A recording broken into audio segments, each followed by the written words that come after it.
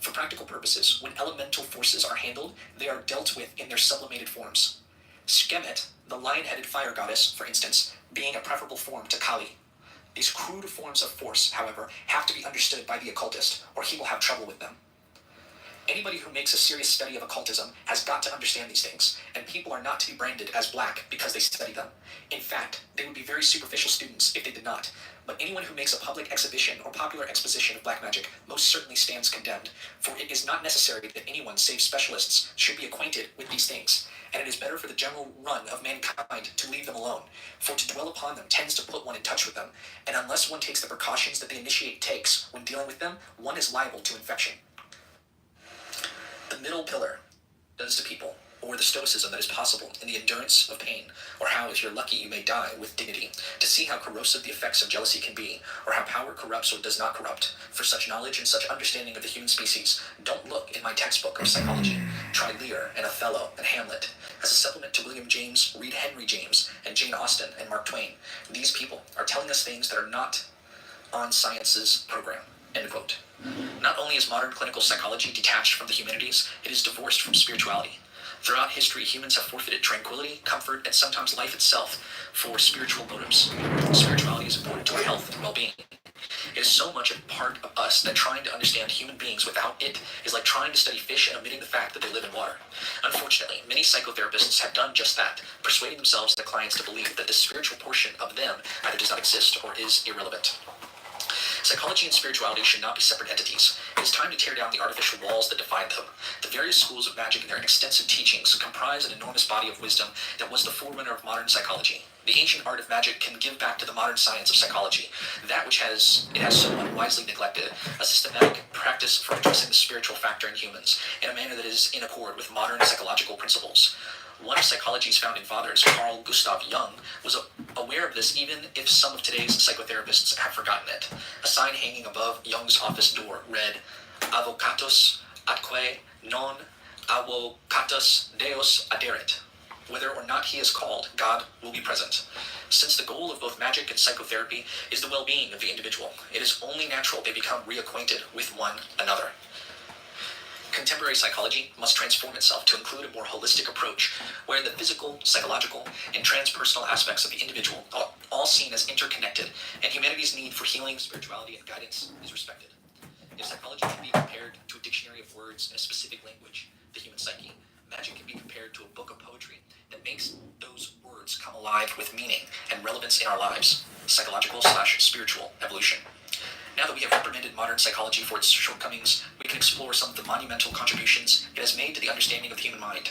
From there, we will explore how psychotherapy and magic can come together to the meaningful enrichment of both, and more importantly, for the benefit and welfare of the individual. Psychotherapy. Psychotherapy is the treatment of mental disorders with methods that revolve around the interpersonal relationship between therapist and client. A large portion of this entails helping clients explore their own ideas about themselves. The earliest form of psychotherapy, called psychoanalysis, began with Austrian psychologist Sigmund Freud, 1856 to 1939. Freud discovered that the corporeal systems of patients suffering from hysteria often disappeared after seemingly forgotten material was brought into the realm of consciousness. From this, Freud conjectured one of the most fundamental theories of modern psychology, that within the human psyche there exists a powerful segment known as the unconscious, which influences all of our actions, yet functions with material or content that cannot be recalled or remembered by normal processes. He regarded the unconscious as an extensive portion of the mind that housed instinctual drives and the forgotten residue of unwanted life experiences or thoughts. Freud named this forgetting, or the prevention of undesired ideas from entering the conscious mind, repression. Repression is one of a number of defense mechanisms, unconscious reactions employed to satisfy emotional needs, balance opposing objectives, decrease anxiety resulting from unwanted thoughts, or change reality to make it more bearable. The cornerstone of Freud's psychoanalytic therapy was the conscious recollection or recognition of repressed memories and experiences. The basic tools of this therapy were free association and dream interpretation.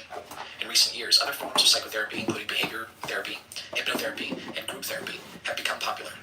In many cases, psychotherapy is not only employed for the treatment of mental disorders, but for less severe problems. Therapists often assist people in breaking unwanted or compulsive habits, smoking, overeating, etc. Freud's triad of the psyche. Freud developed the theory that the conscious mind is only a small part of our mental composition, and our motivations are caused, for the most part, by factors that we are unaware of. Freud postulated that psyche is divided into three distinct factions: the id, the ego, and the superego.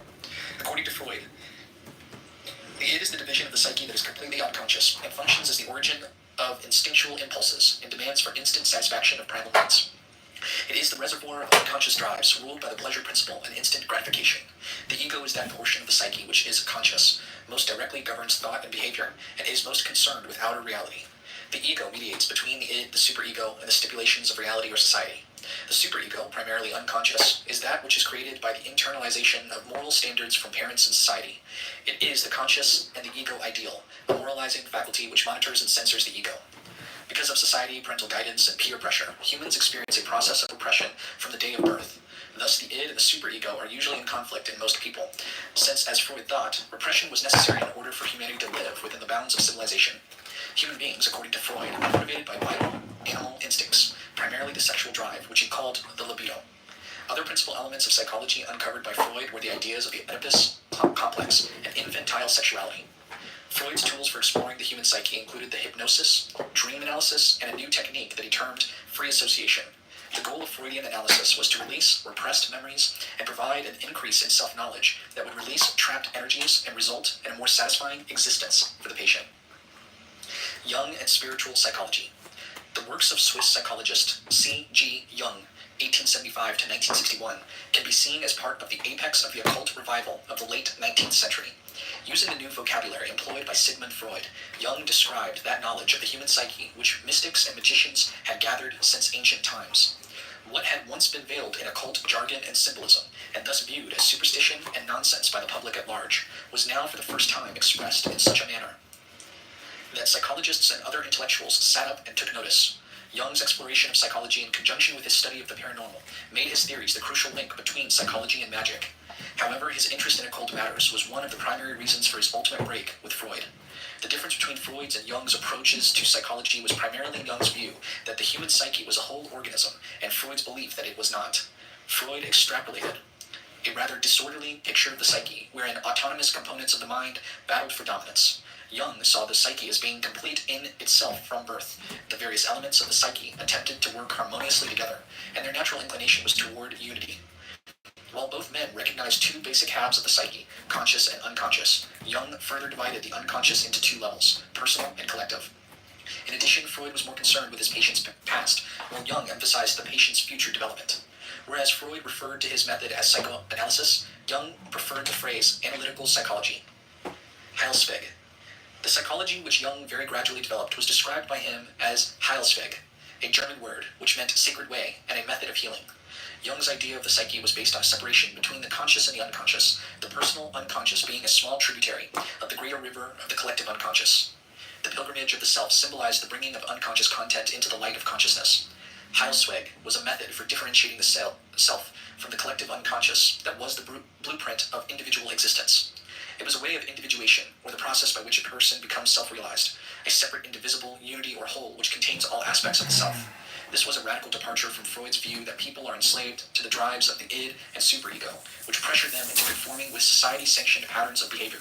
According to Jung, the ego's formation of an identity was not only the beginning of true personhood, but also the commencement of a natural polarity between the general and the specific. Several stages marked the process of Heilsweg, or individuation. The first step was the confrontation with the shadow, those unconscious aspects of the mind which have been buried or ignored by the conscious mind. This begins with the dissolution of the false self, the mask, or the outer persona. Quote, the persona is a complicated system of relations between individual consciousness and society. Fittingly enough, a kind of mask designed on the one hand to make a definite impression upon others, and on the other hand, to conceal the true nature of the individual. End quote. Next, the individual encounters his soul image, the anima, or the animus. The final step is the manifestation in dreams, visions, or fantasies of appropriate archetypes, primordial images such as the wise old man or the great mother, images that appear as themes in religion, mythology, and folklore. The process of individuation contains many particular aspects which collectively might be termed outer psychology. This category includes Jung's separation of introverted and extroverted personality types, as well as his organization of types in accordance with their conjunction of the faculties of sensing, thinking, feeling, and intuition. All of Jung's ideas were of vital importance to modern understanding of the human psyche. However, the most notable contribution of Jungian psychology was the concept that individuation was a spiritual excursion, and it is highly significant that this pioneer of psychology phrased his ideas in spiritual terms. Thus, it is no surprise to find that Jung's system complements the mystical Kabbalah in so many ways. The nature of the psyche. Jung's definition of the psyche included not only that which we call the soul, but also the intellect, the spirit, and the totality of all psychic processes. The psyche is as real as the body is real. All psychic phenomena are real, since the psyche is indistinguishable from its manifestations. The psyche expresses itself in images that are full of meaning and purpose. It creates reality every day. It has its own peculiar structure and form. Quote, "For the psyche as it presents itself, as it is experienced by us, is inseparable from our physical being. But this by no means implies a biological dependency. The psyche deserves to be taken as a phenomenon in its own right. There are no grounds at all for regarding it as a mere epiphenomenon, dependent though it may be on the functioning of the brain. One would be as little justified in regarding life as an epiphenomenon of the chemistry of carbon compounds." End quote. The psyche consists of many parts, but there are two primary divisions that are interrelated: consciousness and unconsciousness.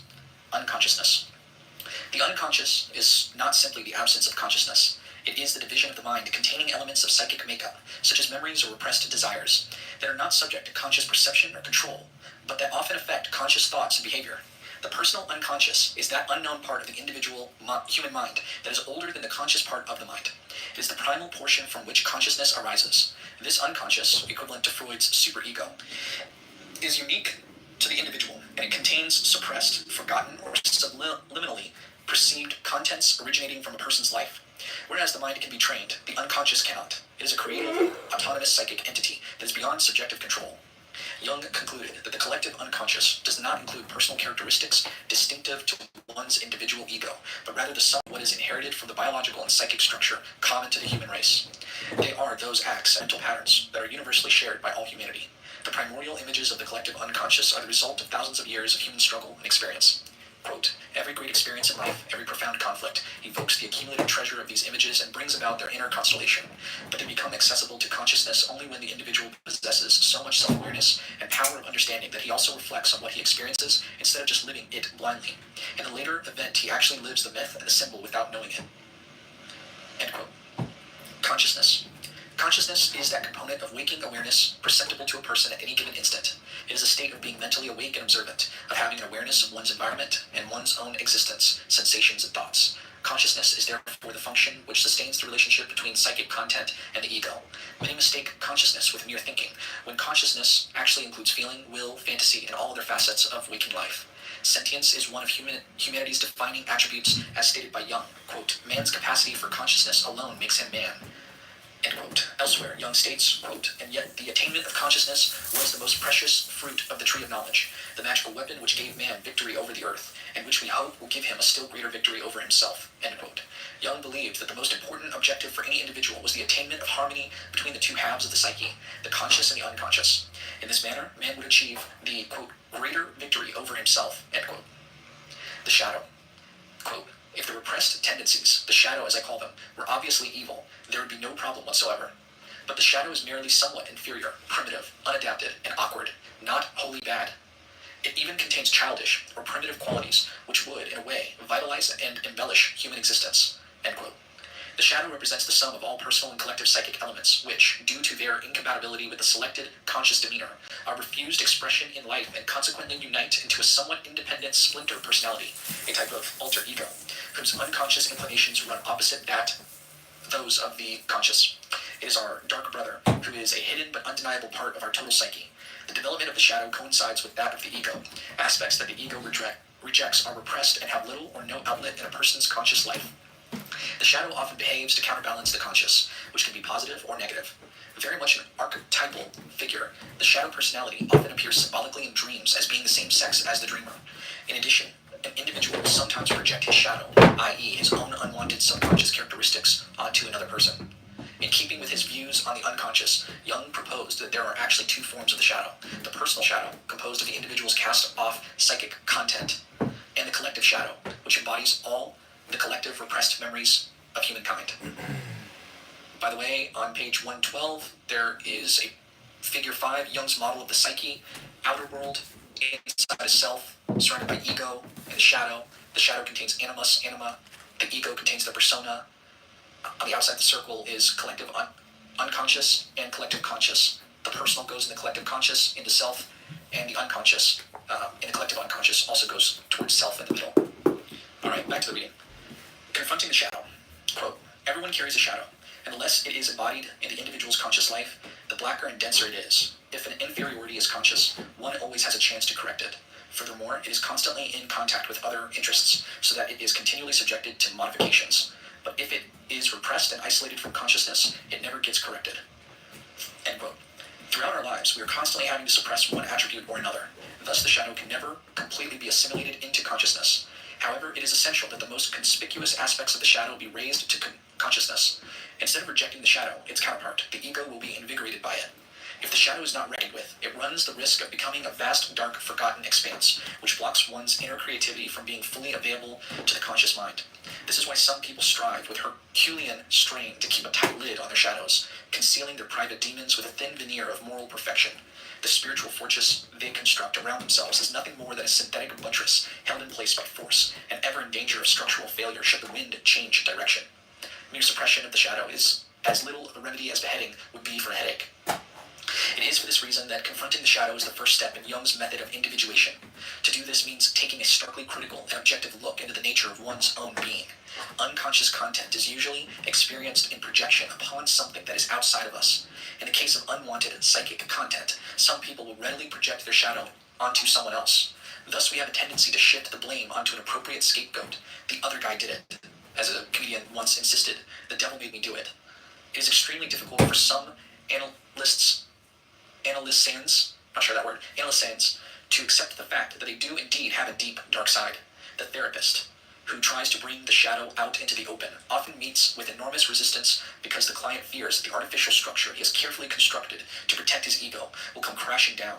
This is, in fact, the point at which many analyses fail, and the client, incapable of facing his unconscious self, stops the process cold and withdraws into his comfortable old self-deceptions.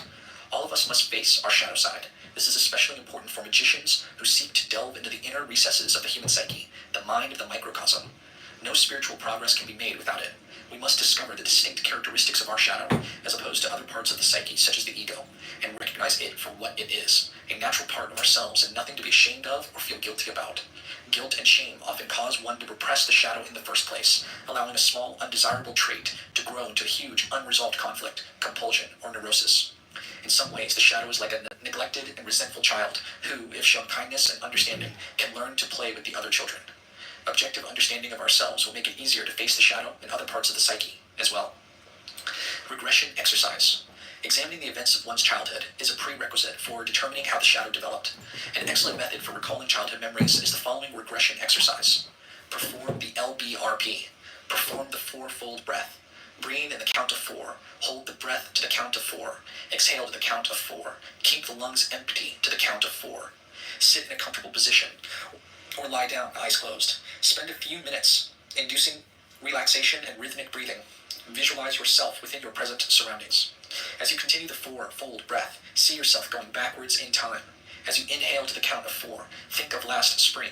Hold the breath for 4 counts and think of last winter. Exhale to the count of 4 and imagine last fall. On the empty, hold to the count of 4, think of last summer. Continue the exercise in this fashion, going backwards in time, from spring to winter, fall, and summer, ever backwards, keeping pace with the fourfold breath. You may decide to go back in time in 5-year intervals, 5 years, 10 years, 15 years, 20 years, etc.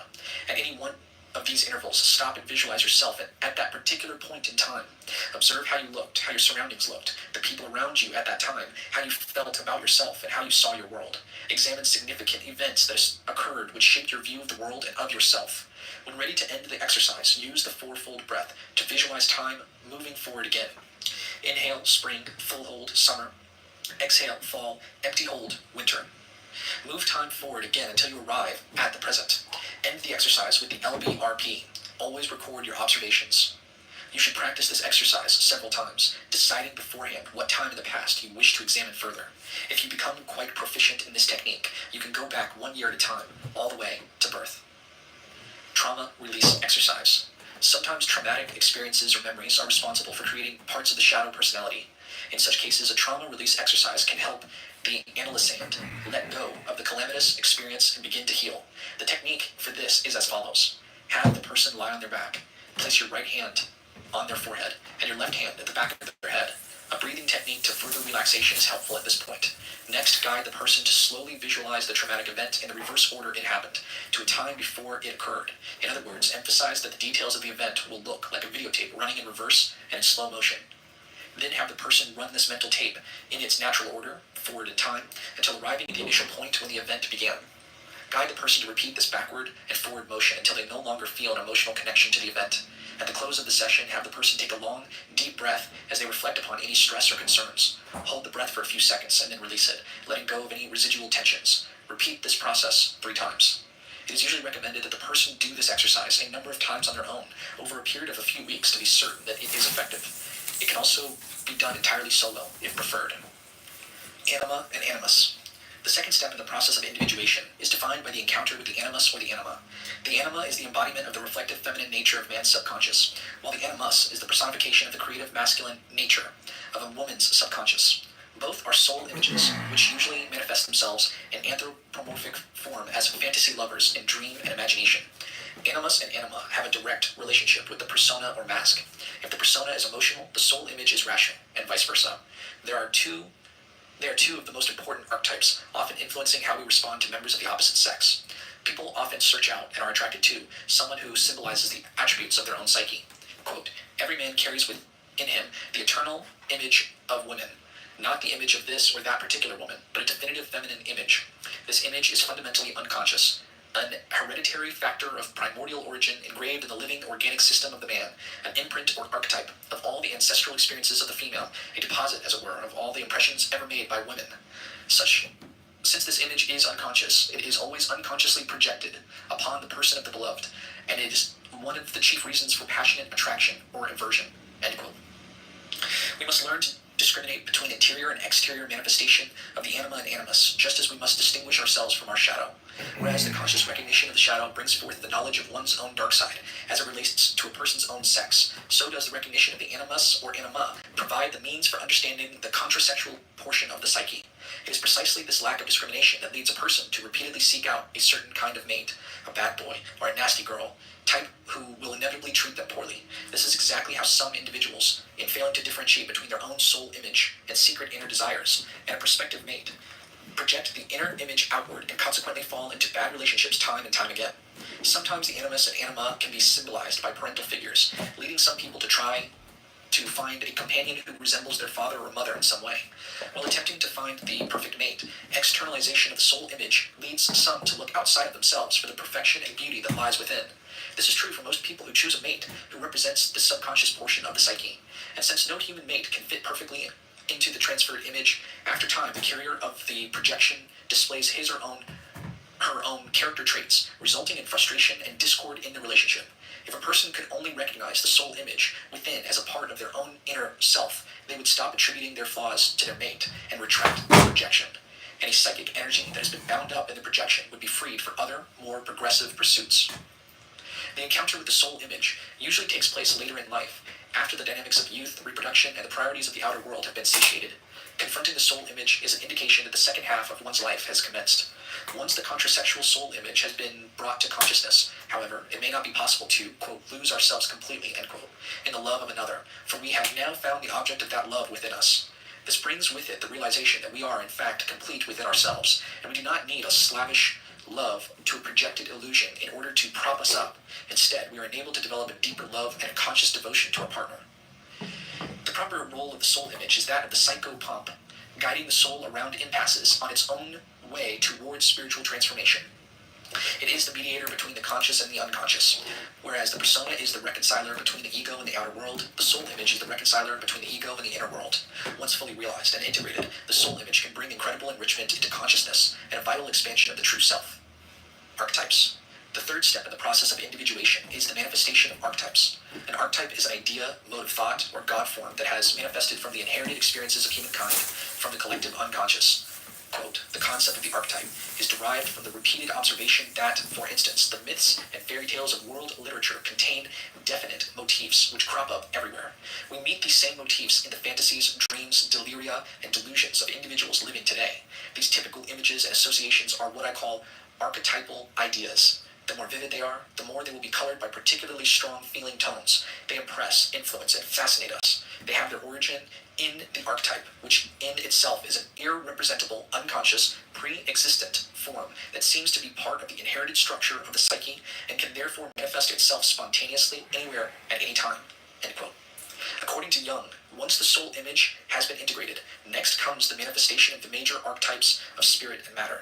These include the wise old man as the spirit principle in man, and the great mother as the principle of matter or nature in women. Here we are dealing with the primal roots of the psyche of either sex back to its origins, and the ancient god forms from which they derive. Both the wise old man and the great mother can appear in a multitude of figures from all world mythologies. They are the sky gods, earth mothers, heroes, heroines, magicians, priests, priestesses, prophetesses, harvest gods, and fertility goddesses of all pantheons. These ancient archetypes are transcendent energies that can bring much wisdom and spiritual growth. Jung referred to archetypal figures of the psyche as mana personalities. This is a particular archetype or group of archetypes that the individual psyche most strongly expresses or manifests. A person who has mana is said to have power and influence over others, but also runs the risk of becoming self-centered and megalomaniacal. This is because these great universal archetypes produce a potent attraction which can, in some instances, entice the individual into identifying him or herself with the archetype, creating a type of self-aggrandizement or ego inflation. Such is the path of many modern-day messiahs, self-appointed gurus, and power-mad spiritual leaders. Quote, an inflated consciousness is always egocentric and conscious of nothing but its own existence. It is incapable of learning from the past, incapable of understanding contemporary events, and incapable of drawing right conclusions about future. It is hypnotized by itself and therefore cannot be argued with. It inevitably dooms itself to calamities that must strike it dead. End quote. All of us surrender to such arrogance during this process of individuation. However, the creative energies that are stimulated in the psyche by the appearance of archetypes can be fully accessed only after one has humbly acquired the ability to discern the difference between him or herself and them. On the road to self-growth, we must not mistake personal insights into our own inner workings as messages from God to his new chosen prophet. We must work to clarify our relationship to spirit and nature as represented by the gods' archetypes. These potent and eternal forces are a part of our psyche that are meant to empower and inspire us. Magicians regard archetypes as various forms or images of divinity that teach us about ourselves and our place in the divine universe. The conscious recognition of the psychic elements that comprise the mana personality archetype brings the first real sense of authentic individuality. Accessing archetypes. Although textbooks on psychology provide few examples of archetypes for the reader to explore, various textbooks on magic are often replete with such prototype figures. Many are readily found in the cards of the tarot. Meditation on these images, as well as a host of tarot exercises that can be found in such books as Madonna Compton's Archetypes on the Tree of Life, Gareth Knight's Tarot and Magic, Paul Foster Case's Book of Tokens, or our own book, The New Golden Dawn Ritual Tarot, can be used to identify and connect with the various archetypes that inhabit the psyche. Several archetypes in the form of gods and goddesses are correlated to the spheres on the Tree of Life, according to their nature and characteristics. War and fire gods are assigned to Gebura, goddesses of love and pleasure to Netzach, etc. A small selection of deities from several pantheons are listed in Chapter 10. Meditation on these figures can aid in understanding the archetypal beings that one may encounter in the process toward true self-awareness. It is important that the student not fall into the trap of the psychologization of magic that is a result of misunderstanding Jung's theories. To the pop psycholo-occultist, the archetypes, deities, and symbols are simply creations of the human mind. They have no existence beyond the individual human being. Pop psychology sometimes gives the impression that humans create, work with, and discard archetypes as easily as an old pair of shoes in a kind of superficial mental role-playing game. This view does not do Jung's theory justice, since archetypes exist eternally and independently of any individual. To truly understand this, one must be willing to accept the spiritual, magical side of human existence. We are part of a cosmic ecosystem, so to speak. Self-realization.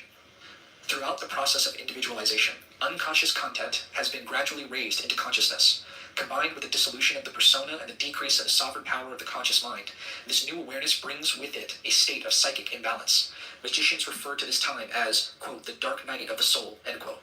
This intentionally creates imbalanced works to remove any mental impediments which stand in the way of further psychic growth.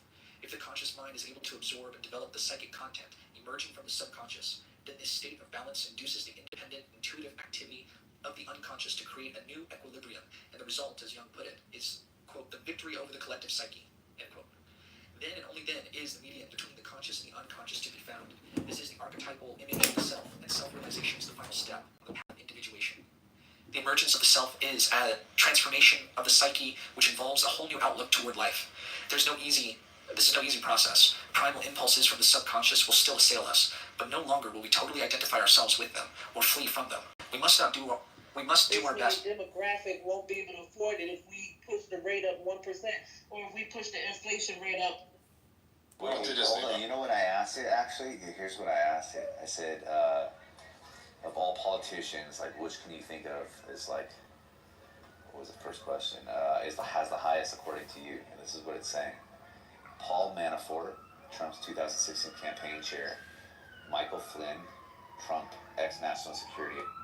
Room and you can go in the room. So would you like me to unfollow you so that I can't do that?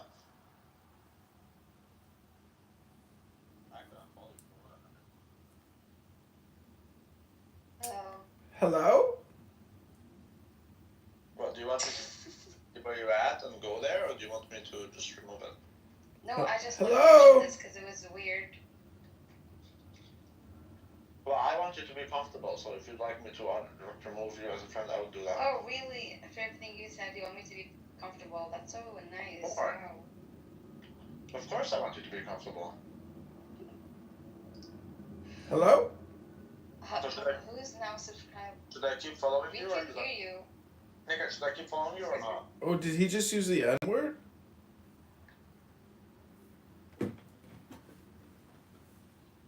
To understand them, and we should not let the resulting tension between the waking consciousness and the unconscious process disturb our daily routine in any way. Our ability to withstand this tension and persevere through a state of psychic imbalance is what will lead us to a new psychic equipoise. Consciousness and unconsciousness complement each other to form the greater principle of the self. Not only is the self at the center of these two halves of the psyche, it is also the circumference which surrounds them. According to Jung, the only content of the self that we can know is the individuated ego. Endeavoring to know more, we run into the boundaries of our own knowledge. The self is transcendental. It can only be felt and experienced, never wholly understood by the rational mind. Quote, it, as strange to us and yet so near, wholly ourselves and yet unknowable, a virtual center of mysterious constitution. The beginnings of our whole psychic life seem to be inextricably rooted in this point, and all our highest and ultimate purposes seem to be striving toward it. This paradox is unavoidable, as always when we try to define something that lies beyond the bourne of our understanding. End quote. It is obvious that Jung is bordering on the mystical here. Jungian psychology differs from other systems in that it presents ethical objectives that have much in common with magical goals. The discovery of the self might well be described as the completion of the great work, or the creation of the philosopher's stone. The expansion of consciousness through the elevation of heretofore unconscious material is a form of spiritual illumination. This does not mean that the individual who experiences illumination or self-realization will spend the rest of his days in blissful meditation, but rather that he will gradually gain a more true understanding of himself and his connection to the divine. The goal of Jungian psychology is the creation of psychic wholeness. It is not by any stretch of the imagination limited to the treatment of mental illness. Treatment today is often sought out to cure a feeling of pointlessness or to find new purpose and direction in life. As we approach the 21st century, humanity is besieged by collective neurosis and spiritual erosion. But the cure will not be found in adherence to rigid church dogmas or cold, detached methods of psychology. Countering the disorientation of modern humanity will require a combination of spiritual awareness, mystical experience, fundamental ethics, and sound psychotherapies. A method for self-realization which encompasses magic and psychology, such as the middle pillar exercise, is part of the answer. The symbol of unity. The psyche that has received the benefits of self-realization is expressed in a glyph called the uniting symbol. This is a symbol which portrays the union of all parts of the psyche, yet its synthesis transcends all of its separate components. It represents the restored equilibrium between the conscious and the unconscious. The uniting symbol portrays a balanced psychological state that we wish to achieve. In Eastern societies, the uniting symbol often takes the form of a drawing called a mandala, or magic circle, said to be a balancing glyph of the cosmos. The most important uniting symbol in the West is the Kabbalistic tree of life. Reich and his theories. Wilhelm Reich, 1897 to 1957, studied medicine and Freudian analysis at Vienna University. He spent 2 years doing postgraduate work under Professor Wagner Warheg. It was during this time that he formulated two of his most recognized theories. The first was the concept of physiological armoring, muscular tension or physical rigidity that had the same effect as a neurosis. That is, it serves as a mechanism for the repression of unwanted psychic content. The second is the idea that schizophrenia is a bottling up of energy within the autonomic nervous system. Reich believed that psychic problems caused muscular tension, and any successful therapy had to treat both sides of the disturbance, mind and body. His remedy was to develop a psychoanalytical treatment combined with deep, often painful, massage, which would break down the physical armament and in turn liberate the psyche from neurosis. This represented an assault on the psychic problem by using physical manipulation. He called his method of treatment vegetotherapy, or as it is sometimes known as nonverbal psychotherapy. The goal of this treatment was not simply to relax the muscles, but to bypass all verbal or intellectual defense mechanisms to reconnect the exterior ego with the interior reality and release the material which was being repressed. In 1936, Reich began a series of experiments that resulted in his theory of orgone energy. This was a type of life force energy that Reich thought was vital to good health and which permeated all life. Some have compared it to the astral light of ceremonial magicians. Reich thought that muscular tension blocked the free flow of orgone energy in human beings, and that his vegetotherapy liberated the flow of orgone. His research got him into trouble, both in Nazi Germany and later in the US, where he built a machine that was said to extract orgone from the atmosphere and project it into the human body. Nevertheless, the theories of Reich and thought are thought by many people to be an important conjunction between psychotherapy and magic. Transpersonal psychology. Coinciding with an interest in magic, today there is also increased attention being paid to transpersonal or depth psychology, a trend initiated by Jung and further examined by psychologists such as Roberto Assagioli, 1888 to 1975. The word transpersonal means that which transcends the personal or the individual.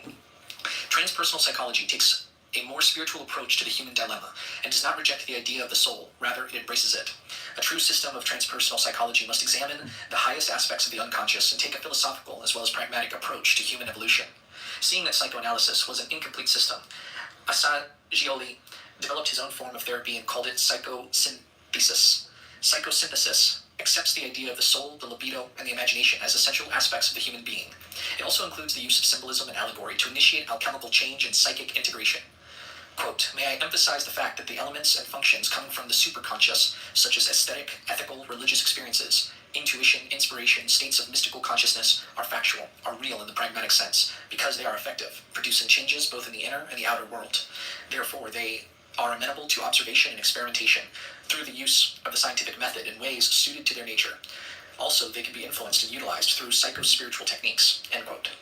Assagioli defined the parts of the psyche as 1. The collective unconscious, a surrounding psychic membrane which permits constant and active interchange between all parts of the psyche and with the general psychic environment. It is the common primordial symbols, images, and metaphors of all humanity, the part of the soul that is shared. Archetypes of the collective unconscious include extremely primordial god images, such as the Mesopotamian Apsu and the Greek Chaos. 2. The higher self, or the true transpersonal self, which is above and is unaffected by the thoughts from the mind stream or the sensations of the body. It is that pure consciousness, the core of the self, that underlies all other aspects and functions of the psyche as well. All personal energy and consciousness issues from this source. Archetypes of the higher self include omnipotent sky gods, such as the Babylonian Marduk, the Greek Zeus, and the Hebrew Yahweh. 3. The conscious self, or I, is the ego or point of self-awareness. It is the seat of personal identity that we organize our field of awareness around. Its function is to coordinate the vast amount of interior and exterior information that we acquire and to act as a intermediary between our internal and external realities. Experience is processed by the ego through various functions such as the emotions, the senses, the intellect, and the imagination. To carry out these duties, the ego relies on discrimination, reason, and certain defense mechanisms that often conflict with other aspects of the psyche, sometimes posing obstacles to growth and healing. Archetypes of the ego include all deities who have walked between the worlds of life and death, conscious and subconscious, such as the Sumerian Inanna and the Egyptian Osiris. 4. The field of consciousness, which contains the ego, is the incessant flow of observable images, feelings, and thoughts, sensations, and impulses. Archetypes of this region include several groups of deities with a variety of attributions: wisdom, Enki, Hermes, love, Hathor, Aphrodite, war, Horus, Ares, pleasure, Nes, Pan, etc. 5. The higher unconscious or superconscious is the transpersonal level of the unconscious, containing higher intuitions, inspirations, latent psychic functions, and spiritual energies. It is here that the higher self expresses itself in various forms through archetypes. The ordinary person is usually unaware of these forces and archetypes until they are brought to light during the process of self-realization. Archetypes of the superconscious include the first gods of a pantheon, such as the Greek Titans or the Norse giants. 6. The middle unconscious is an inner region similar and accessible to that of the waking consciousness. This contains all things in our field of awareness that we are not normally aware of, but that we can become aware of. It is an unconscious matrix that underlies the conscious mind, where the mental activities are incubated before their birth into consciousness. Archetypes of the middle unconscious include all deities who are associated with prophecy and oracles, such as the Greek divinities Apollo and Gaia. Narrator's note, there is a figure 6, Asagioli's model of the psyche. It contains a picture of the higher self, the collective unconscious, and an oval, and then a circle in the middle of that oval. And the circle in the middle is the field of consciousness, and a point in the center is the conscious self. And there's higher consciousness, higher unconscious, middle unconscious, and lower unconscious within the oval. 7. The lower unconscious contains fundamental drives, primitive urges, inferior dreams, and complexes. This is the personal unconscious, which is the storehouse of hidden memories, repressed psychic content, and the shadow personality. This part of the psyche is accessed by working with hypnosis, trance, and imagery. Archetypes of the lower unconscious include all underworld deities, such as the Sumerian goddess Erish, Kigal, and the Greek divinities Hades and Persephone. If we were to add anything to Asagioli's model, it would be the body or manifest psyche, which must be considered in a holistic psychology. Mind and body are interrelated extensions of one another.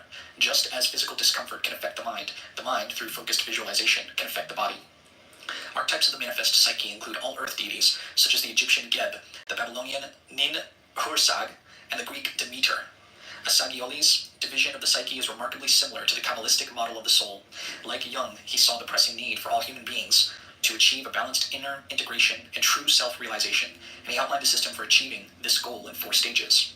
1. Through knowledge of one's personality. This includes a frank analysis of all parts of the psyche, both conscious and unconscious, including the shadow. Psychoanalysis is the method used by the therapist for this objective. In magic and alchemy, it is the first half of the equation, solve et coagula, dissolve and coagulate. 2. Control of the personality's various elements. After having discovered all parts of the psyche, we must take control of them. According to Asagioli, one of the most effective ways of achieving this is a method called disidentification, which aids in the dissolution of harmful complexes whose newly freed energies can be controlled and used toward more positive ends. Dispelling these complexes requires the methods of objectification, critical analysis, and discrimination. In magic, the shadow aspects of the psyche are collectively called the evil persona. They must be recognized, subjugated to the magician's higher spiritual will, and their energies transmuted and employed for the completion of the great work. 3. Realization of one's true self, the discovery of creation of a unifying center. The intermediate link, which, if focused on and identified with, allows for the integration/unification of the lower and higher selves, and freedom from selfish interests and personal limitations. A point of connection between the individual and the divine self, which is reflected and symbolized in that point. 4. Psychosynthesis, the formation or reconstruction of the personality around the new center. Once the unifying center is found, the next step is to gradually and systematically build a new ideal personality around it in an organized, purposeful manner and with clear, achievable goals in mind. Practical psychosynthesis commences with the construction of this new personality. This process involves the active utilization of all available energies and the transmutation of unconscious and previously latent forces, development of those aspects of the personality which are weak or insufficient. It is accomplished through techniques of autosuggestion, affirmation, visualization, and by the systematic training of the less developed functions of imagination, will, and memory. Finally, all the various psychological energies and functions must be coordinated as the new personality achieves a stable, organized form. There are many levels in the process of transmutation and self-realization, and as stated earlier, they are not always entirely pleasant. It is a multifaceted process which includes several stages: the elimination of impediments which block the flow of energies between the superconscious and the lower realms of consciousness, evolvement of latent or dormant higher functions, memory, will, imagination, etc., and stages where the ego must yield to the work of the higher self and withstand the stresses and unavoidable discomfiture that the process requires. In magic, this is the spiritual discipline of the great work and reunification, the second half of the solve et coagula formula of alchemy. It represents our goal to become more than human, or in less mystical terms, to become the best possible human being we can be, evolving to our fullest potential. Various methods and tools are employed in psychosynthesis, just as they are in other transpersonal psychologies. In psychosynthesis, the focus is always on a holistic approach to treatment, and all techniques used are subservient to the health, well-being, and psychic integration of the individual. The keeping of a diary, dream analysis, free association, hypnosis, group analysis, psychodrama, relaxation, meditation, music therapy, autosuggestion, humor therapy, chromotherapy, disidentification, visualization, development of the will, utilization of the symbols and metaphors, transmutation and sublimation of sexual energies, and development of the imagination are but a few of the methods used to obtain self-realization. One of the goals of psychosynthesis is to integrate the superconscious as much as possible into the conscious and unconscious realms. Numerous metaphors for this process of self-realization and self-integration can be found in the language of the alchemists. What spiritual alchemy describes as the transformation of lead into gold is simply another way of describing the transmutation of the mundane into the spiritual, discord into harmony, and the personal into the transcendent. Imagination and the transconscious self. With the lines between psychology and magic becoming increasingly transparent, we arrive at a new, more transcendent interpretation of consciousness. The connecting link between all parts of the self is the transconscious self. Composed for the most part, of the processes of imagination, intuition, and will, the transconscious is a reconciling intelligence with a unique nature.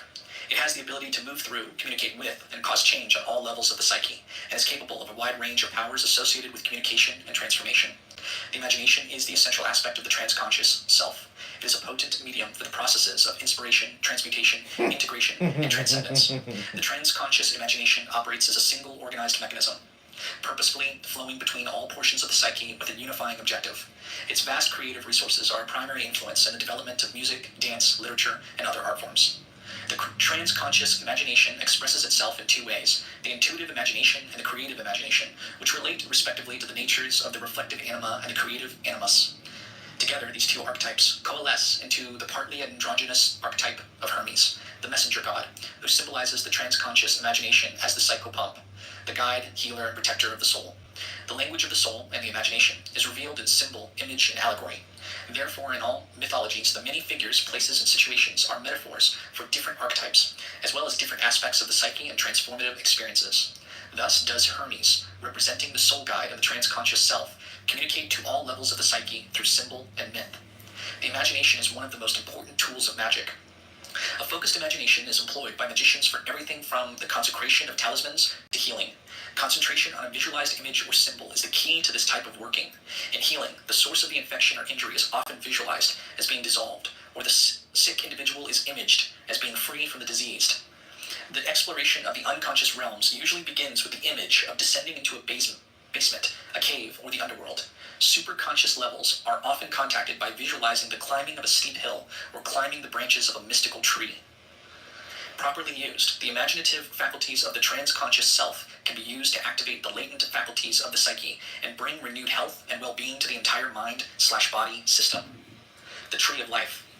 The Kabbalah is the mystical system of the medieval Jews. Its exact origins are buried in antiquity. Its primary symbol, the Tree of Life, is said to be a glyph of the essence of God, the origins of the cosmos, the soul of man, and a model of how to live in accordance with the divine plan. It is also the most important symbol used by magicians and other practitioners of the Western esoteric tradition. For our purposes, we will focus upon the Tree of Life as a uniting symbol, an image of the individuated psyche. The tree itself is composed of 10 Sephiroth, spheres or emanations, which are listed in order and are pictured in Figure 2 of Chapter 2.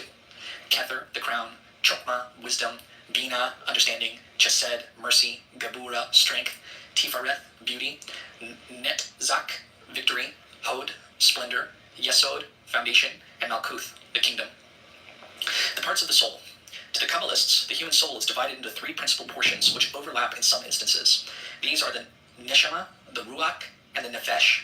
The highest of these, the Neshama, encompasses the Sephiroth of Kether, Chokmah, and Bina. It corresponds to the highest aspirations of the soul, and what Asai Gioli described as the higher unconscious or superconscious. The greater Neshama is further subdivided into three parts: the Yechida, the Chia, and the Neshama. The Yechida, centered in Kether, is our true divine self, comparable to Asai Gioli's higher self, the root essence of our spiritual nature. It is that part of us that is nearest to God, the most perfect level of the self. The Yechida is the supreme, undifferentiated quality of mind that is pure, unexpanded consciousness. It simply is. I am that I am. The Chia, or life force, located in Chokmah, is the highest active principle in the human soul. It is our divine will, our inquisitive urge to become more than human, symbolized by the masculine soul image of the animus, or the figure of the supernal father. The Chia is the source of our powers of action. The subdivision of the Neshama, as distinct from the greater Neshama, is the intuitive soul located in Bina, although it lends its name to the other supernals as being generally descriptive of the soul's greatest aspirations. It is also the most approachable of the three supernal parts of the soul. The Neshama in Bina is symbolized by the feminine soul image of the anima, as well as the Shekinah, the supernal mother, or the Gnostic Sophia. It is the source of human perception, comprehension, and spiritual understanding. Narrator's note, there is a figure 7. At the top is a circle Neshama, with Neshama, Yechida, and Chia. There's the Kabbalist tree of life, and there's 3 circles. I'll link all these in the description below. Alright, let's move on. The Neshama in Bina initiates delineating ways in which the self can be defined as being unique to the individual, as well as limitless in archetypal manifestation. It is the understanding of how the divine manifests itself through a multitude of archetypal forms, and how it expresses itself more fully as the process of self-realization continues to unfold. The Neshama carries within it an instinct and blueprint for self-realization. The Neshama, as a whole, is our true desire or deepest state of consciousness, the intuitive power that connects humankind with the divine. It is our superconscious intuitive mind. According to the ancient Kabbalists, this part of the soul remains dormant until the individual is spiritually awakened to its existence. The Neshama, divine self, higher soul, or higher genius, embraces the elevated aspects of the collective unconscious. It is the divine spark that is common to all of humanity. Between the Neshama and the middle part of the soul is a great boundary known as the abyss. This is the line of intersection between mortal and eternal, personal and transpersonal, separateness and unity. That which is above the abyss is immortal and common to us all. That which is below the abyss is temporary and individual. The shadowy Sephira, or rather non-Sephira, of God, is located within the abyss. Its function is to create a bridge between the higher and middle parts of the soul, Neshama and Ruach, so that the Neshama can descend and the conscious mind thereby connect with, and perhaps gain some understanding of, the nature of spirit and divinity. The middle soul, or rational self, the Ruach, is located in the 5 Sephiroth, from Chesed to Yesod, although it is centered in Tiferet. It also overlaps to a lesser extent, Doth and Yesod. This is the conscious mind and reasoning powers, the conscious part of our being, which is the abode of the ego. This is the seat of outer consciousness, where humanity becomes aware of thought images and is able to fashion thoughts into actions. It is here that human beings use their powers of discrimination as the mind navigates continuously between both secular and transcendent functions. 5 faculties are to be found in this pentad of spheres: memory, chesed, will, gebura, imagination, tiferet, emotion, netzach, and intellect, hod. The 2 lowest of these functions, corresponding to the spheres of netzach and had, are quite easy for the average person to understand. The 3 higher faculties of the Ruach, attributed to the 4th through the 6th Sephiroth, are somewhat more difficult to access. This is because of the demarcation called the Veil of Peruketh that exists on the tree between Tiferet and the 2 lower spheres of netzach and had. Thus, the higher Ruach faculties of memory, will, and imagination are obstructed somewhat, and are often less accessible to the individual than are the lower functions of thinking and feeling. The Ruach contains both the middle unconscious and the field of consciousness of Asagioli's system, as well as his concept of the conscious self, or ego. The higher self, or lower genius, sometimes called the Agoeides, which mediates between the divine self of the Neshama and the lower self, which is located in the Ruach, primarily in Tiferet. This is also the seat of the personal ego, which interacts between the divine superconsciousness and the lower self, and constantly attempts to organize and interpret one's personal experience, both inner and outer experience. The persona, a conscious but artificial mask that we present to the outer world, is also to be found in the Ruach. The Nefesh, or lower side, resides in Yesod, comparable to Asagioli's lower unconscious. Taken seriously. A genuinely scientific attitude must be unprejudiced. The sole criterion for the validity of a hypothesis is whether or not it possesses an heuristic, i.e. explanatory value. The question now is, can we regard the possibilities set forth above as a valid hypothesis? There is no a priori reason why it should not be just as possible that the unconscious tendencies have a goal beyond the human person, so that the unconscious can do nothing but wish. Experience alone can decide which is the more suitable hypothesis. This new hypothesis was not entirely plausible to my very critical patient. The earlier view that I was the father-lover, and as such presented an ideal solution of the conflict, was incomparably more attractive to her way of being. Nevertheless, her intellect was sufficiently keen to appreciate the theoretical possibility of the new hypothesis. Meanwhile, the dreams continued to disintegrate the person of the doctor and swell him to ever vaster proportions. Concurrently with this, there now occurred something which at first I alone perceived with the utmost astonishment, namely a kind of subterranean undermining of the transference. Her relations with a certain friend deepened perceptibly, notwithstanding the fact that consciously she still clung to the transference, so that when the time came for leaving me, it was no catastrophe, but a perfectly reasonable parting. I had the privilege of being the only witness during the process of severance. I saw how the transpersonal control point developed. I cannot call it anything else. A guiding function, and step by step gathered to itself all the former personal over-evaluations, how, with this afflux of energy, it gained influence over the resisting, conscious mind without the patient's consciously noticing what was happening. From this, I realized that the dreams were not just fantasies, but self-representations of unconscious developments, which allowed the psyche of the patient gradually to grow out of the pointless personal tie. This change took place, as I showed, through the unconscious development of a transpersonal control point, a virtual goal, as it were, that expressed itself symbolically in a form which can only be described as a vision of God. The dreams swelled the human person of the doctor to the superhuman proportions, making him a gigantic primordial father, who is at the same time the wind, and in whose protecting arms the dreamer rests like an infant. If we try to make the patient's conscious and traditionally Christian idea of God responsible for the divine image in the dreams, we would still have to lay stress on the distortion. In religious matters, the patient had a critical and agnostic attitude, and her idea of a possible deity had long since passed into the realm of the inconceivable, i.e. had dwindled into a complete abstraction. In contrast to this, the God image of the dreams corresponded to the archaic conception of a nature demon, something like Wotan.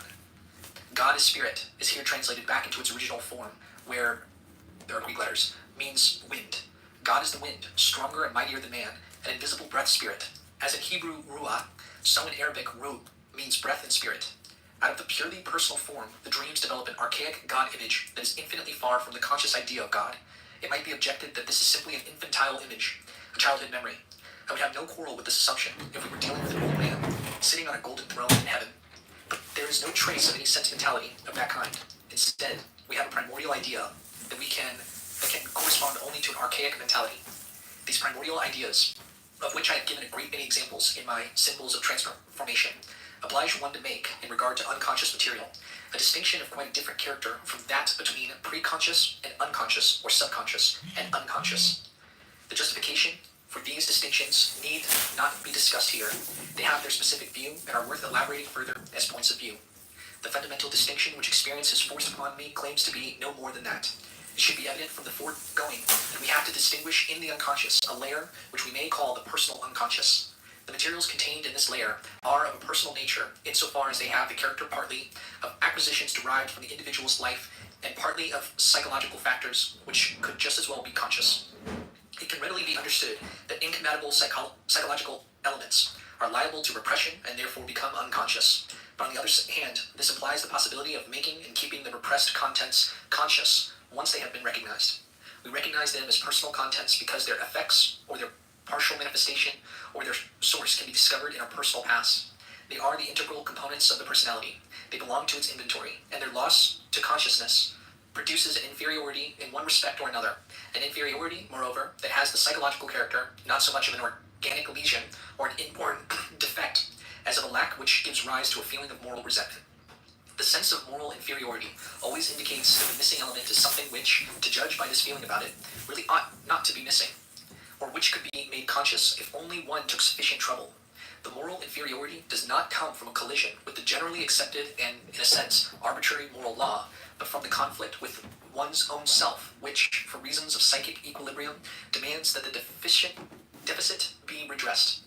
Whenever a sense of moral inferiority appears, it indicates not only a need to assimilate an unconscious component, but also the possibility of such assimilation.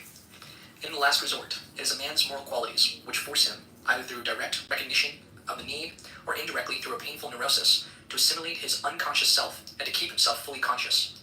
Whoever progresses along this road of self-realization must inevitably bring into consciousness the contents of the personal unconscious, thus enlarging the scope of his personality.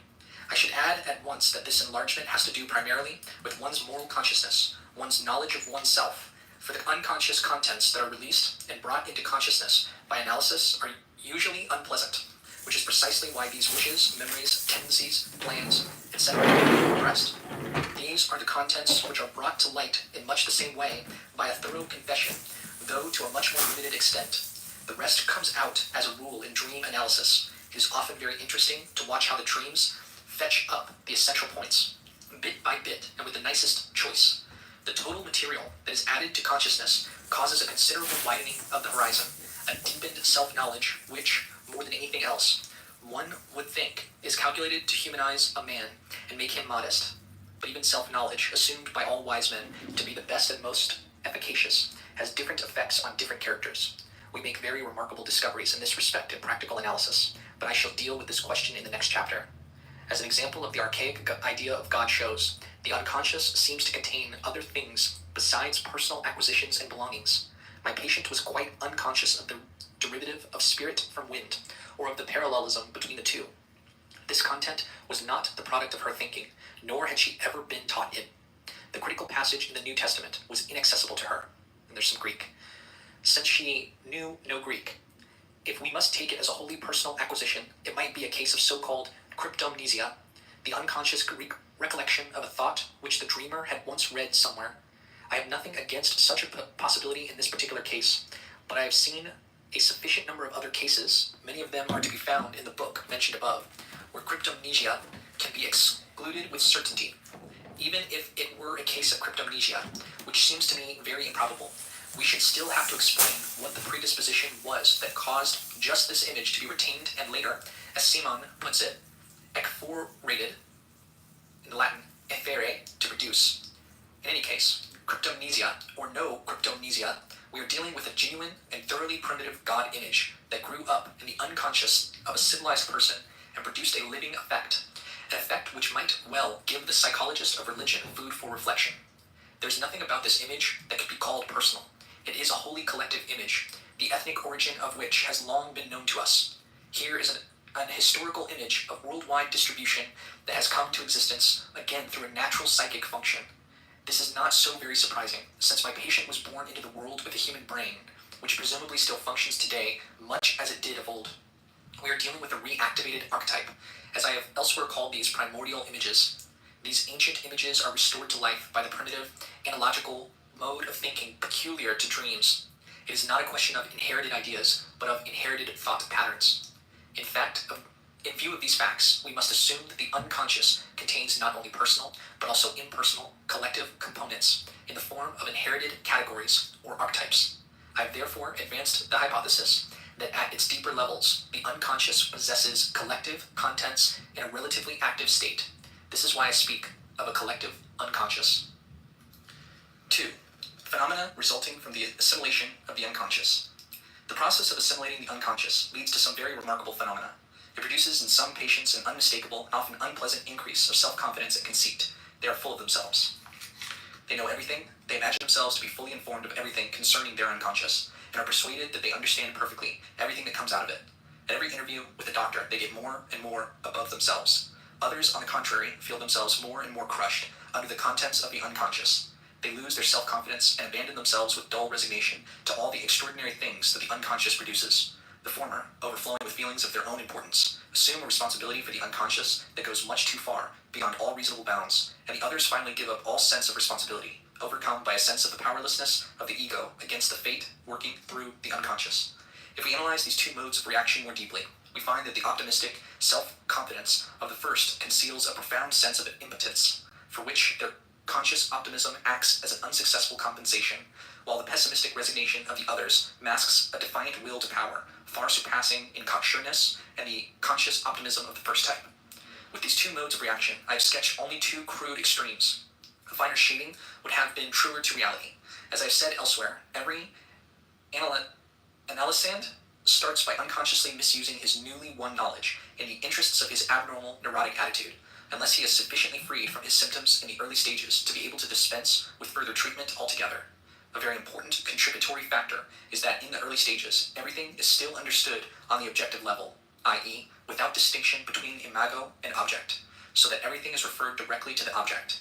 Hence, the man for whom other people are the objects of prime importance will conclude from any self-knowledge he may have imbibed at this stage of the analysis. Aha, so that is what other people are like. He will therefore feel it his duty, according to his nature, tolerant or otherwise, to enlighten the world.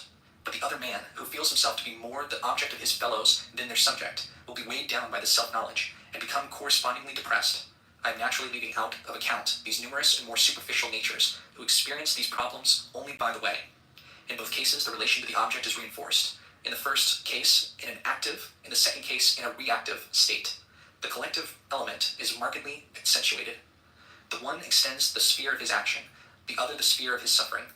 Adler has employed the term godlikeness to characterize certain basic features of neurotic power psychology. If I likewise borrow the same term from Faust, I use it here more in the sense of that well-known passage where Mephisto writes, Eritis sicut Deus, scientes bonum et malum, in the Student's Album, and makes the following aside. Just follow the old advice, and my cousin the snake. There'll come a time when your godlikeness will make you quiver and quake. The godlikeness evidently refers to knowledge, the knowledge of good and evil. The analysis and conscious realization of unconscious contents engender a certain superior tolerance, thanks to which even relatively indigestible portions of one's unconscious characterology can be accepted. This tolerance may look very wise and superior, but often it is no more than a grand gesture that brings all sorts of consequences in its train. Two spheres have been brought together, which before were kept anxiously apart. After considerable resistances have been overcome, the union of opposites is successfully achieved, at least to all appearances. The deeper understanding thus gained, the juxtaposition of what was before separated, and hence the apparent overcoming of the moral conflict, give rise to a feeling of superiority that may well be expressed by the term godlikeness. But the same juxtaposition of good and evil can have a very different effect on a different kind of temperament. Not everyone will feel himself as Superman, holding in his hands the scales of good and evil. It may also seem as though he were a helpless object caught between hammer and anvil, not in the least a Hercules at the parting of the ways, but rather a rudderless ship buffeted between Scylla and Charybdis. For without knowing it, he is caught up in perhaps the greatest and most ancient of human conflicts, experiencing the throes of eternal principles in collision. Well might he feel himself like a Prometheus, chained to the Caucasus, or as one crucified. This would be a godlikeness in suffering. Godlikeness is certainly not a scientific concept, although it aptly characterizes the psychological state in question. Nor do I imagine that every reader will immediately grasp the peculiar state of mind implied by godlikeness. The term belongs exclusively to the sphere of belles lettres, so I should probably be better advised to give a more circumspect description of this state. The insight and understanding, then, gained by the analysand, usually reveal much to him that was before unconscious.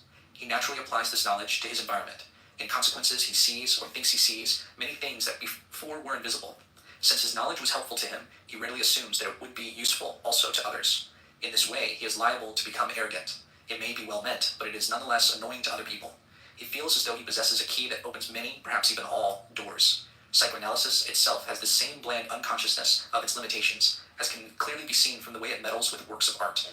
Since human nature is not compounded wholly of light, but also abounds in shadows, the insight gained in practical analysis is often somewhat painful, the more so if, as is generally the case, one has previously neglected the other side. Hence there are people who take their newly won insight very much to heart, far too much in fact, quite forgetting that they are not unique in having a shadow side. They allow themselves to get unduly depressed, and are then inclined to doubt everything, finding nothing right anywhere.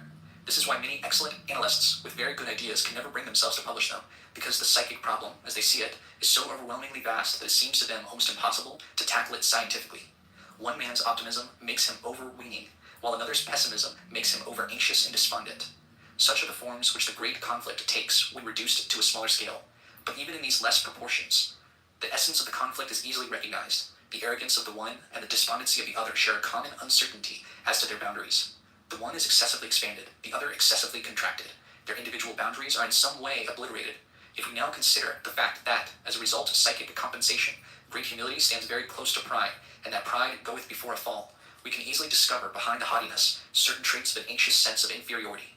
In fact, we see clearly how his uncertainty forces the enthusiast to puff up his truths, of which he feels none too sure, and to win proselytizes to his side in order that his followers may prove to himself the value and trustworthiness of his own convictions. Nor is he altogether so happy in his fund of knowledge as to be able to hold it out alone.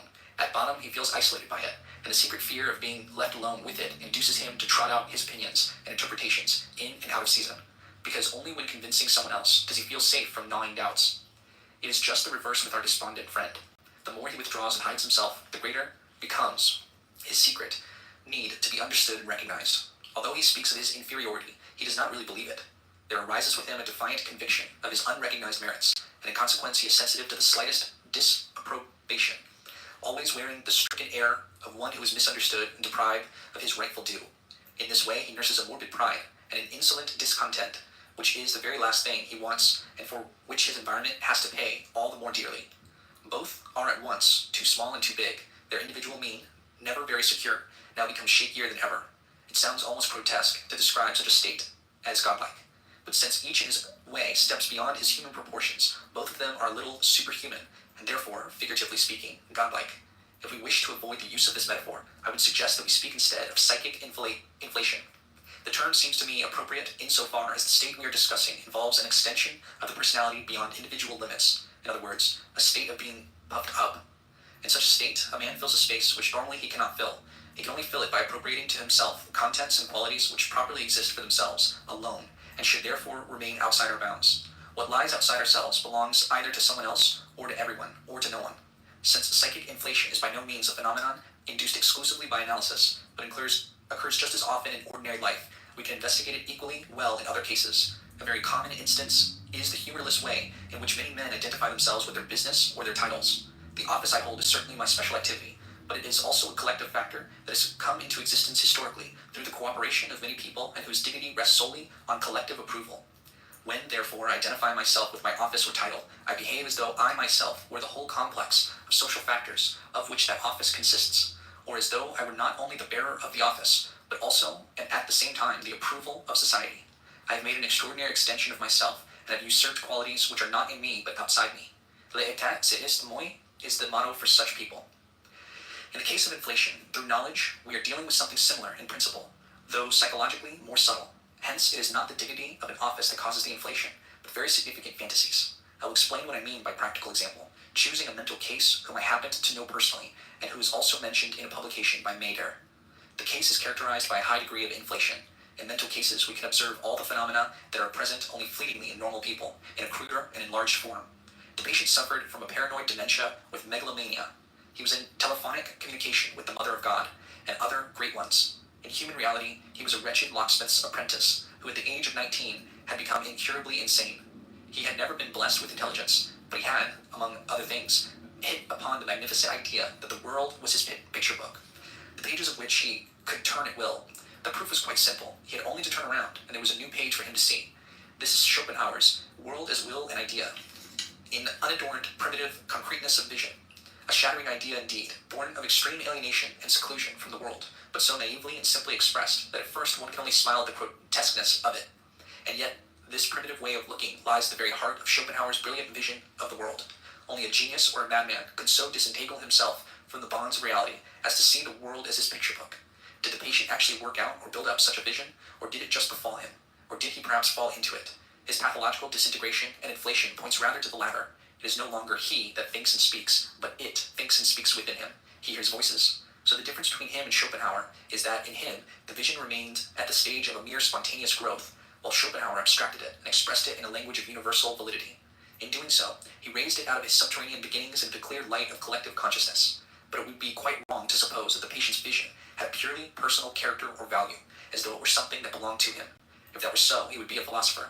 A man is a philosopher of genius only when he succeeds in transmuting the primitive and merely natural vision into an abstract idea belonging to the common stock of consciousness.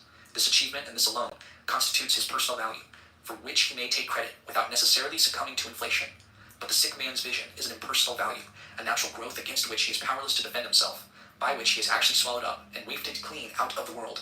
Far from his mastering the idea and expanding it into a philosophical view of the world, it is truer to say that the undoubted grandeur of his vision blew him up to pathological proportions.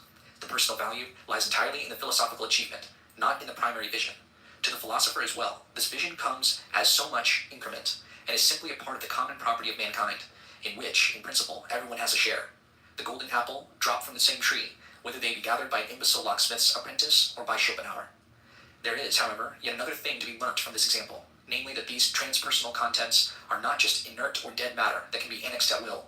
Rather, they are living entities which exert an attractive force upon the conscious mind. Identification with one's office or one's title is very attractive indeed, which is precisely why so many men are nothing more than the decorum accorded to them by society. In vain, one would look for a personality behind the husk. Underneath all the padding, one would find a very pitiable little creature. That is why the office, whatever this outer husk may be, is so attractive. It offers easy compensation for personal deficiencies. Outer attractions, such as offices, titles, and other social regalia, are not the only things that cause inflation.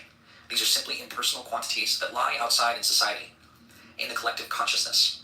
But just as there is a society outside the individual, so there is a collective psyche outside the personal psyche, namely the collective unconscious, concealing, as the above example shows, elements that are no whit less attractive. And there, just as a man may suddenly step into the world on his professional dignity, Messieurs, à présent, c'est jour, boy, so another may disappear out of it equally suddenly when it is his lot to behold of these mighty images that put a new face upon the world. There are the magical representations collectives, which underlie the slogan, the catchword, and, on a higher level, the language of the poet and mystic. I am reminded of another mental case, who was neither a poet nor anything very outstanding, just a naturally quiet and rather sentimental youth. He had fallen in love with a girl, and as so often happens, had failed to ascertain whether his love was requited. His primitive participation mystique took it for granted that his agitations were plainly the agitations of the other, which on the lower levels of human psychology is naturally very often the case. Thus he built up a sentimental love fantasy, which precipitately collapsed when he discovered that the girl would have none of him. He was so desperate that he went straight to the river to drown himself. It was late at night, and the stars gleamed up at him from the dark water. It seemed to him that the stars were swimming 2 by 2 down the river, and a wonderful feeling came over him. He forgot his suicidal intentions, and gazed fascinated at the strange, sweet drama. And gradually he became aware that every star was a face, and all these pairs were lovers, who were carried along, locked in a dreaming embrace. An entirely new understanding came to him. All had changed. His fate, his disappointment, even his love, receded and fell away. The memory of the girl grew distant, blurred, but instead, he felt with complete certainty that untold riches were promised to him. He knew that an immense treasure lay hidden for him in the neighboring observatory. The result was that he was arrested by the police at 4 o'clock in the morning, attempting to break into the observatory. What had happened? His poor head glimpsed a Dantesque vision, whose loveliness he could never have grasped had he read it in a poem. But he saw it, and it had transformed him. What had hurt him most was now far away, a new and undreamed of world of stars, tracing their silent courses far beyond this grievous earth, had opened out to him the moment he crossed Proserpine's threshold. The intuition of untold wealth, and could any fail to be touched by this thought, came to him like a revelation. For his poor turnip head, it was too much. He did not drown in the river, but in an eternal image, and its beauty perished with him. Just as one man may disappear in his social role, so another may be engulfed in an inner vision and be lost to his surroundings. Many fathomless transformations of personality, like sudden conversions and other far-reaching changes of mind, originate in the attractive power of a collective image, which, as the present example shows, can cause such a high degree of inflation that the entire personality is disintegrated. This disintegration is a mental disease of a transitory or permanent nature, a splitting of the mind or schizophrenia, in Bleuler's term. The pathological inflation naturally depends on some innate weakness of the personality against the autonomy of collective unconscious contents. We should probably get nearest to the truth if we think of the conscious and personal psyche as resting upon the broad basis of an inherited and universal psychic disposition, which is as such unconscious, and that our personal psyche bears the same relation to the collective psyche as the individual to society. But equally, just as the individual is not merely a unique and separate being, but is also a social being, so the human psyche is not a self-contained and wholly individual phenomenon, but also a collective one. And just as certain social functions or instincts are opposed to the interests of single individuals, so the human psyche exhibits certain functions or tendencies which, on account of their collective nature, are opposed to individual needs. The reason for this is that every man is born with a highly differentiated brain and is thus assured of a wide range of mental functioning, which is neither developed ontogenetically nor acquired. But to the degree that human brains are uniformly differentiated, the mental functioning thereby made possible is also collective and universal. This explains, for example, the interesting fact that the unconscious processes of the most widely separated peoples and races shows a quite remarkable correspondence, which displays itself, among other things, in the extraordinary but well-authenticated analogies between the forms and motifs of autochthonous myths. The universal similarity of human brains leads to the universal possibility of a uniform mental functioning. This functioning is the collective psyche. Insomuch as there are differentiations corresponding to race, tribe, and even family, there is also a collective psyche limited to race, tribe, and family, over and above the universal collective psyche. To borrow an expression from Pierre Janet, the collective psyche comprises the parties inferiores of the psychic functions. That is to say, these deep-rooted, well-nigh automatic portions of the individual psyche which are inherited and are to be found everywhere, and are thus impersonal or supra-personal. Consciousness plus the personal unconscious constitutes the parties superiores of the psychic functions. These portions, therefore, are developed ontogenetically and acquired.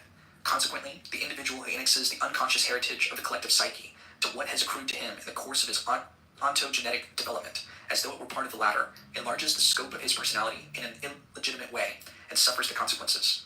insofar as the collective psyche comprises the parties inferiores of the psychic functions, and thus forms the basis of every personality. It has the effect of crushing and devaluing the personality. This shows itself either in the aforementioned stifling of self-confidence, or else in an unconscious heightening of the ego's importance to the power of a pathological will to power. By raising the point, or the personal unconscious to consciousness, the analysis makes the subject aware of things which he is generally aware of in others, but never in himself. This discovery makes him therefore less individually unique and more collective. His collectivization is not always a step to the bad. It may sometimes be a step to the good. There are people who repress their good qualities and consciously give free rein to their infantile desires. The lifting of personal repressions at first brings purely personal contents into consciousness, but attached to them are the collective elements of the unconscious, the ever-present instincts, qualities, and ideas, images, as well as all those statistical quotas of average virtue and average vice, which we recognize when we say, everyone has in him something of the criminal, the genius, and the saint. Thus, a living picture emerges, containing pretty well everything that moves upon the... I'll share words to the wise guys. If you're, you gotta keep watering the garden. You gotta keep watering the plant. The plant needs attention every day. Or if not every day, every other day. You can't blow people off and then come back a week later and say, hey, how you doing? I think those people are being as elusive as you are, though, Randy. No, I don't think so. Don't forget that everybody's playing the same game. I think that some people are not. Some people. Randy, you've got enough recorded history of your voice and your mannerisms and your personality on Clubhouse. You just need to download all that, train an AI agent on it, and then have your AI personality talk to all these women for you. And tell it to be turned. You can even turn up the suave a little bit. Someday, but not yet. No. You know what? That would probably work for most people, but my personality is so very unique that I don't believe AI could really replicate it. But anyway, I'm just,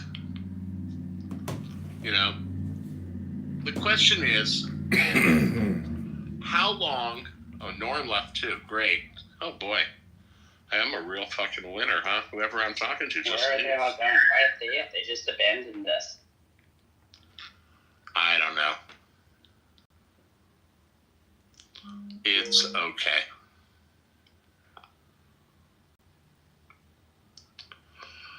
All right, guys. I came in to say hello, talk to my friends. Apparently, I started talking, and they all left. You guys in the audience, you're my real friends. You didn't leave when I started talking. Checkerboard of the world. So you guys in the audience, Shane, Boomaloo, a sense of solidarity with the world is gradually built up, which is felt by many natures as something very positive, and in certain cases actually is the deciding factor in the treatment of neurosis. I have myself seen cases who, in this condition, managed for the first time in their lives to arouse love and even to experience it themselves, or by daring to leap into the unknown, they get involved in the very fate for which they were suited. I've seen not a few who, taking this condition as final, remained for years in a state of enterprising euphoria. I have often heard such cases referred to as shining examples of analytical therapy, but I must point out that cases of this euphoric and enterprising type are so utterly lacking in differentiation from the world that nobody could pass them as fundamentally cured. To my way of thinking, there are as much cured as not cured. I have had occasion to follow up the lives of such patients, and it must be owned that many of them showed symptoms of maladjustment, which, if persisted in, gradually leads to the sterility and monotony so characteristic of those who have divested themselves of their egos. Here too I am speaking of the borderline cases, and not of the less valuable, normal, average folk for whom the question of adaptation is more technical than problematic. If I were more of a therapist than an investigator, I would naturally be unable to check a certain optimism of judgment, because my eyes would then be glued to the number of cures. But my conscience, as an investigator, is concerned not with quantity, but with quality. Nature is aristocratic, and one person of value outweighs 10 lesser ones. My eye followed the valuable people, and from them I learned the dubiousness of the results of a purely personal analysis, and also to understand the reasons for this dubiousness. If, through assimilation of the unconscious, we make the mistake of including the collective psyche, personal psychic functions, and dissolution of the personality into its paired opposites inevitably following follows. you back, my friend. Besides the pair of opposites all already follow each discussed, other. We're all in the megalomania same and gang, a sense of okay? inferiority, which are so Tony. painfully evident in Bro, neurosis, I just added there are you many back, others bro. from which I Hey, will single out only the specifically moral Tony pair of Mays, I'll opposites, see ya. namely good and evil. The specific virtues and vices of humanity are contained in the collective psyche, like everything else. One man arrogates collective virtue to himself as his personal merit. Another takes collective vice as his personal guilt. Both are as illusory as the megalomania and the inferiority, because the imagery, virtues, and the imagery, wickedness, are simply the moral pair of opposites contained in the collective psyche, which have become perceptible or have been rendered conscious artificially. How much these paired opposites are contained in the collective psyche is exemplified by primitives. One observer will extol the greatest virtues in them, while another will record the very worst impressions of the self-same tribe. For the primitive, whose personal differentiation is, as we know, only just beginning, both judgments are true, because his psyche is essentially collective, and therefore, for the most part, unconscious. He is still more or less identical with the collective psyche, and for that reason shares equally in the collective virtues and vices, without any personal attribution and without inner contradiction. The contradiction arises only when the personal development of the psyche begins, and when reason discovers the irreconcilable nature of the opposites. The consequence of this discovery is the conflict of repression. We want to be good, and therefore must repress evil, and with that the paradise of the collective psyche comes